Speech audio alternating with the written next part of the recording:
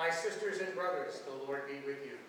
And with your spirit. A reading from the Holy Gospel according to St. Luke. Praise the Lord.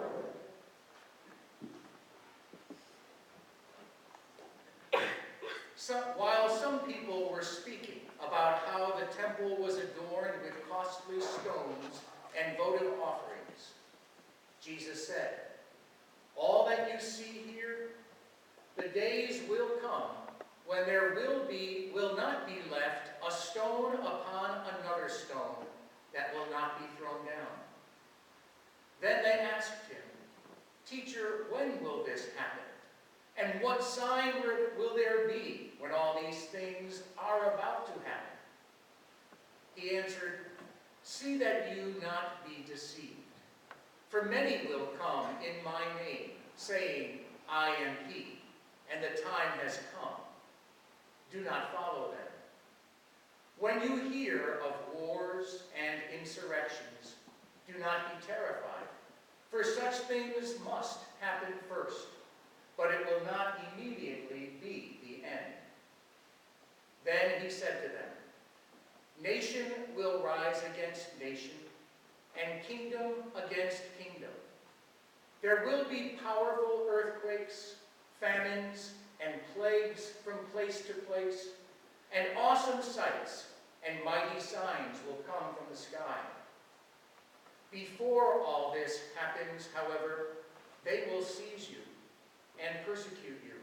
They will hand you over to the synagogues and to prisons, and they will have you led before kings and governors because of my name.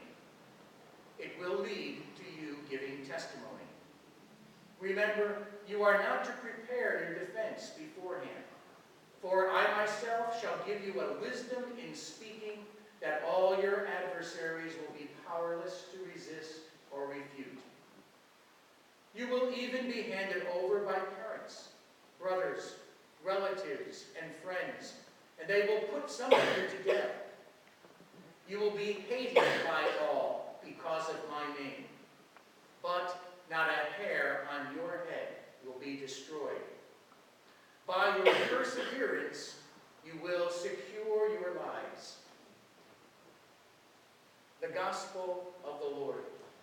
Praise to you, Lord Jesus Christ.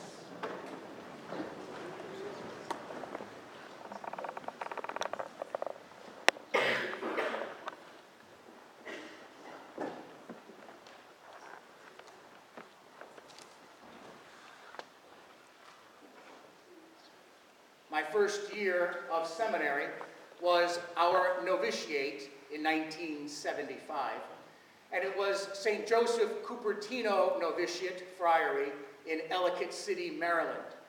We were 16 novices, and we were, for all intents and purposes, under house arrest. We went nowhere except to maybe a church in downtown Baltimore for a funeral of one of our benefactors. But guests, we had a ton of visitors and guests. One in particular that I recall vividly. A friar from Boston, probably in his mid to late 80s. He came to visit and was offered the opportunity to celebrate Mass for us one morning.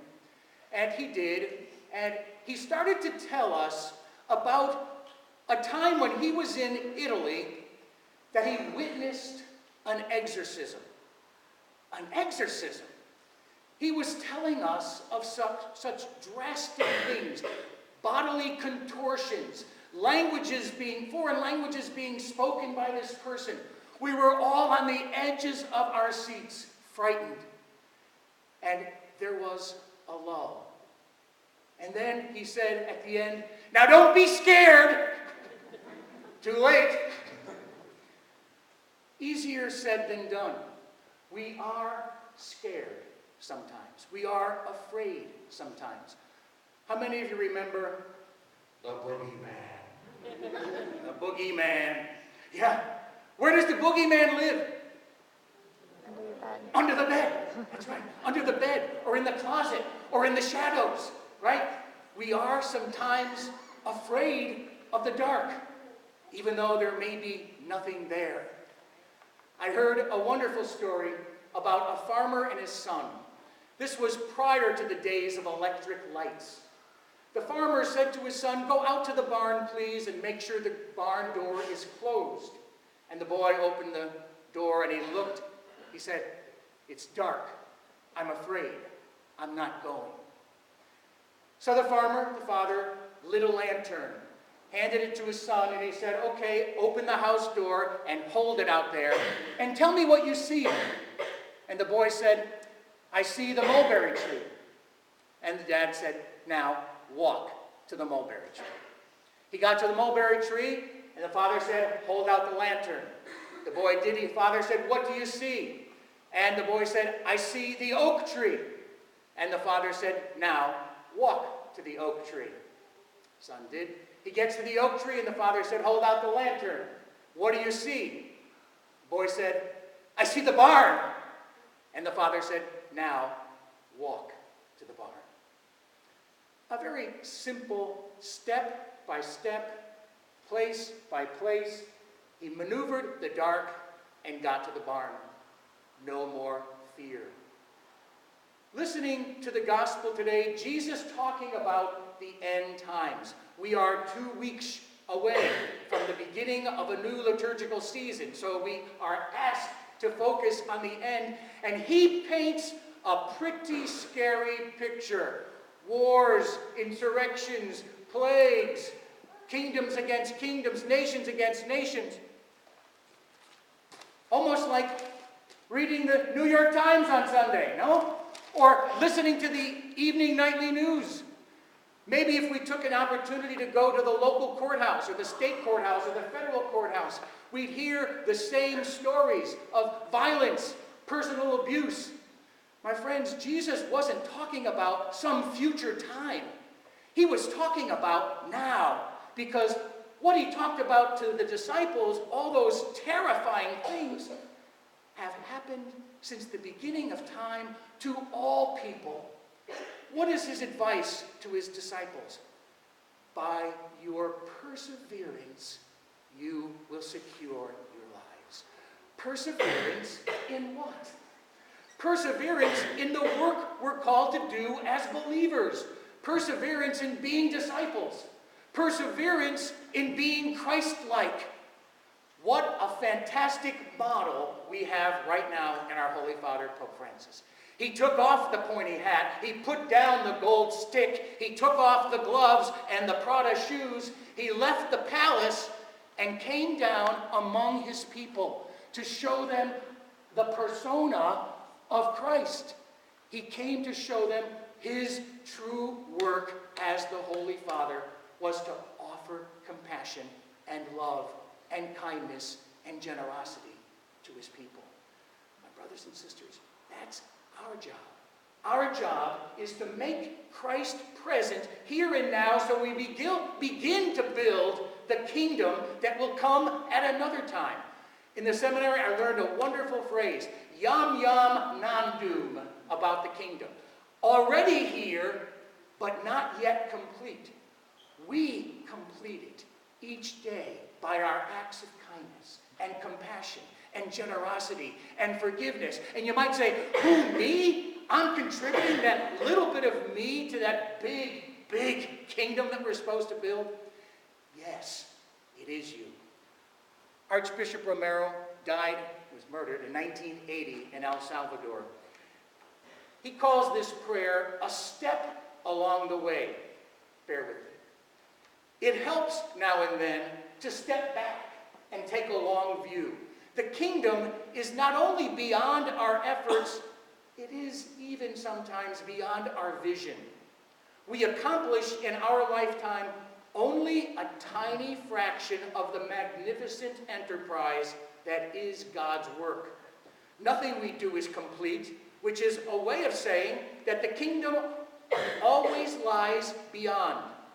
No statement says all that could be said. You guys are in school, you know that. No prayer fully expresses our faith. No confession brings perfection. No pastoral visit brings wholeness. No program accomplishes the church's mission. No set of goals and objectives includes everything. But this is what we're about. We plant the seeds that one day will grow. We water seeds already planted, knowing that they hold future promise. We lay foundations that will need further development. We provide yeast that produces far beyond our capabilities. We cannot do everything, and there is a sense of liberation in realizing that. This enables us to do something, and do it very well. It may be incomplete, but it is a beginning, a step along the way, an opportunity for the Lord's grace to enter and do the rest. We may never see the end results, but that is the difference between the master builder and the worker. We are workers, not master builders. We are ministers, not messiahs. We are prophets of a future not our own. Powerful words. Abraham Lincoln said many profound things, but he said this: the greatest thing about the future is that it comes one day at a time. Brothers and sisters, we can't look to what's over there. We could only look to the here and now, because that's what we have. Be disciples. Be kingdom builders right here by being the presence of Christ for everyone who comes into our path.